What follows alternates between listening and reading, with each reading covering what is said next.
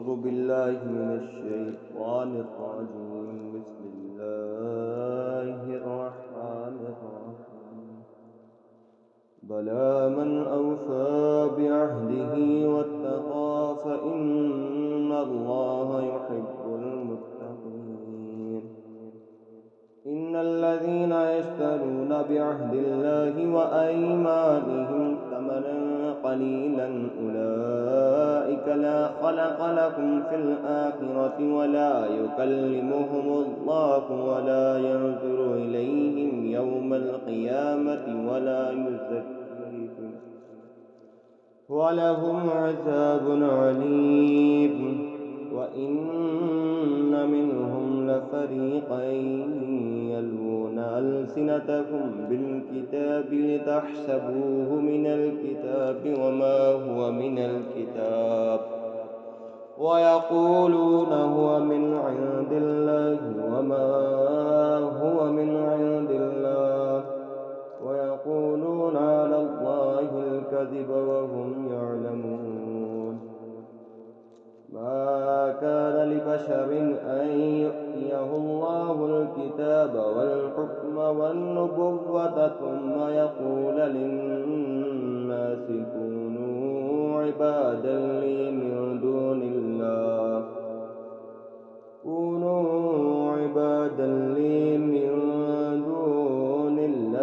ولكن كونوا ربانيين بما كنتم تعلمون الكتاب وبما كنتم تدرسون. ولا يأمركم أن تتخذوا الملائكة والنبيين أربابا أيأمركم بالكفر بعد إذ أنتم مسلمون.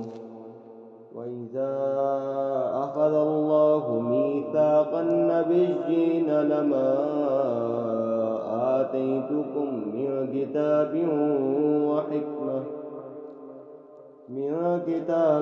وحكمة ثم جاءكم رسول مصدق لما معكم لتؤمنن به ولا تنصرنه قال أقررتم وأخذتم على ذلكم إصري قالوا أقررنا قال فاشهدوا وأنا معكم من الشاهدين.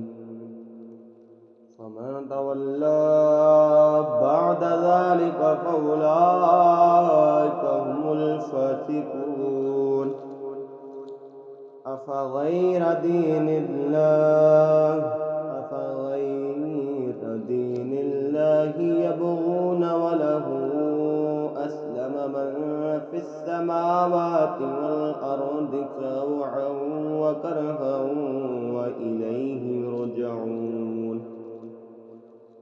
قل آمنا بالله وما أنزل علينا وما أنزل على إبراهيم وإسماعيل وإسحاق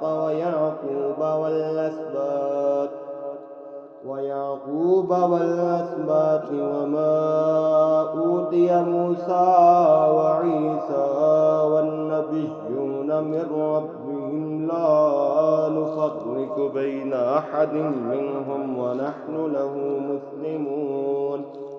ومن يبتغ غير الإسلام دينا فلن يقبل منه وهو في الآخرة من الخاسرين. كيف يهدي الله قوما كفروا بعد إيمانهم وشهدوا أن الرسول حق وجاءهم البينات والله لا يهدي القوم الظالمين. أولئك جزاؤهم أن عليهم لعنة الله والملائكة والناس أجمعين. خالدين فيها لا يخفف عنهم العذاب ولا هم ينظرون إلا الذين تابوا من بعد ذلك وأصلحوا فإن الله غفور رحيم.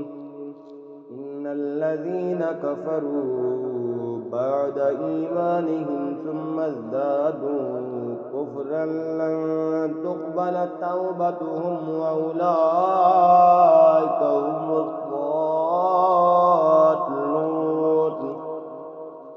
إن الذين كفروا وماتوا وهم كفار فلن يقبل من أحدهم ملء الأرض ذهبا ولو افتدى به أولئك لهم عذاب عليم وما لهم من ناصرين.